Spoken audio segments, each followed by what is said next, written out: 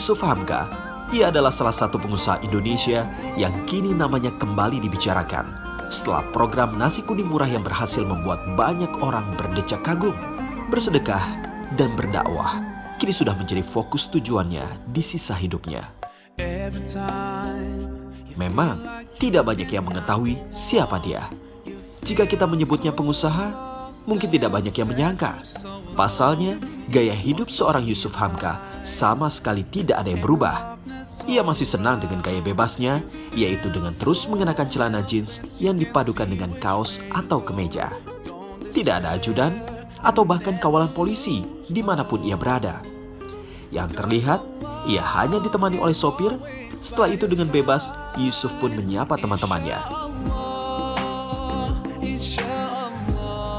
Mereka adalah sang pemulung sampah, tukang parkir, serta beberapa lagi teman yang memang bukan dari kalangan pengusaha seperti dirinya.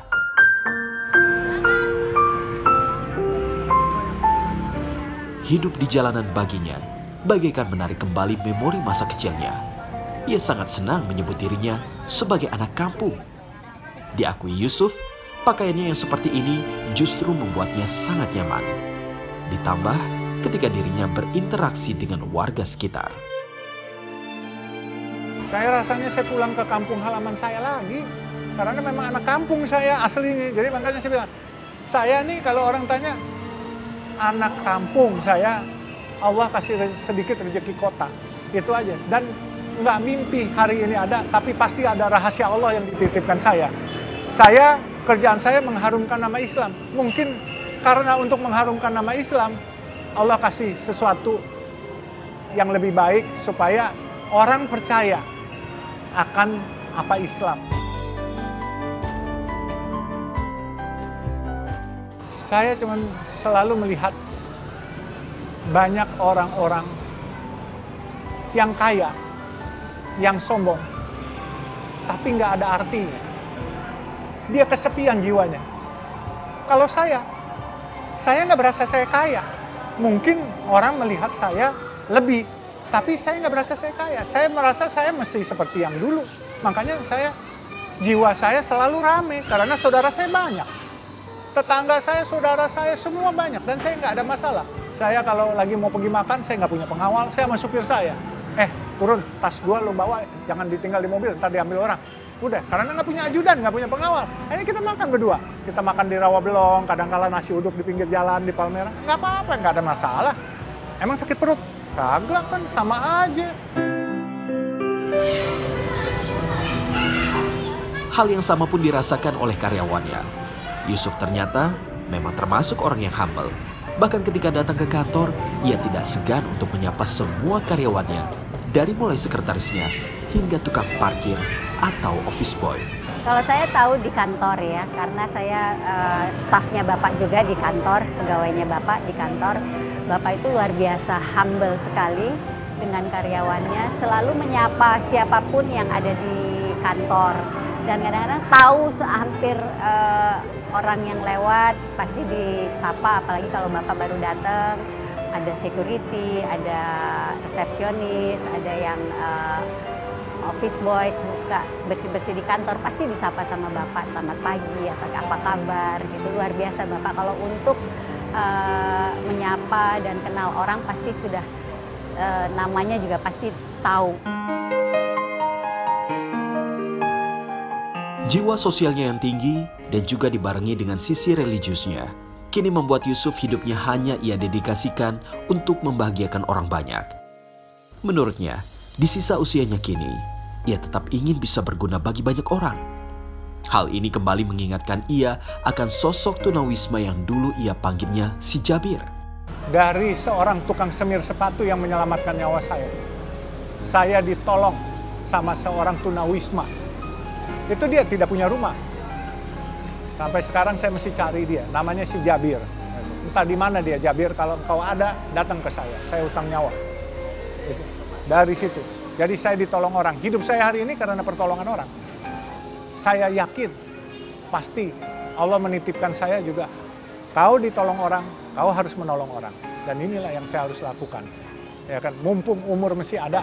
Orang bilang 60 udah bau tanah, sisanya bonus. Sebab saya harus percaya, Buya Hamka pernah mengatakan, harta yang kamu makan akan jadi kotoran. Harta yang kamu simpan akan jadi warisan atau jadi rebutan.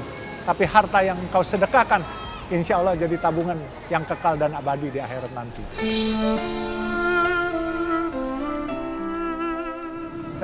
Pertama, saya ingin mengucapkan terima kasih. Kedua, saya kepengen beliin dia rumah karena dia tunawisma. Mudah-mudahan sekarang dia udah punya rumah, tapi kalau dia belum punya rumah, saya beliin dia rumah. Kalau dia udah punya rumah, dia kepengen minta apa deh, itu saya. Sebab bantuan dia nggak ternilai sampai hari ini. Saya ingat dia lompat, dia pakai celana pendek, hitam nggak pakai baju, nggak pakai baju, tukang semir, tunawisma, tidurnya di emperan jalan. Kalau apa sih orang bilang sekarang ini apa sih, gembel-gembel, gelandangan itu. Ya saya bilang tunawisma, saya nggak tega. Dulu sama teman-teman dipanggil si Jabir itu yang mana? Yang gembel tuh katanya, si gembel itu katanya. Saya bilang saya nggak tega ngomongnya makanya. Jadi tunawisma. Nah kalau dia bisa ketemu, dia dengar saya di mana dia masih ada. Insya Allah saya kepengen kebenaran. Saya kebenaran ada beberapa rumah yang saya nggak pakai, ya kan, nggak ada salahnya. Orang yang menyelamatkan saya harus bisa bantu. Ya kan, orang yang kerja sama saya aja saya bantu, apalagi yang menyelamatkan nyawa saya itu.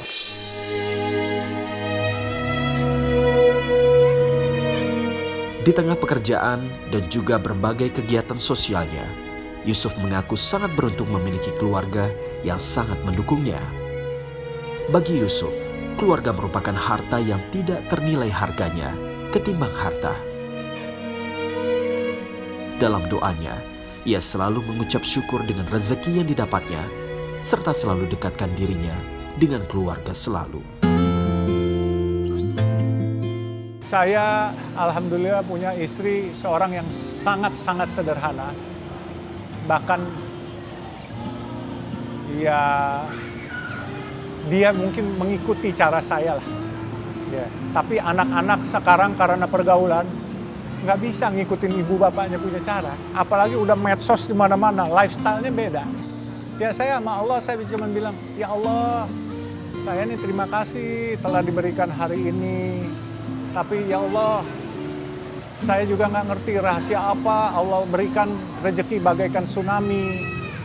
Saya malah kadang-kala suka takut, suka ngeri. Allah tambahkan terus hari demi hari, Allah tambahkan rezeki buat saya.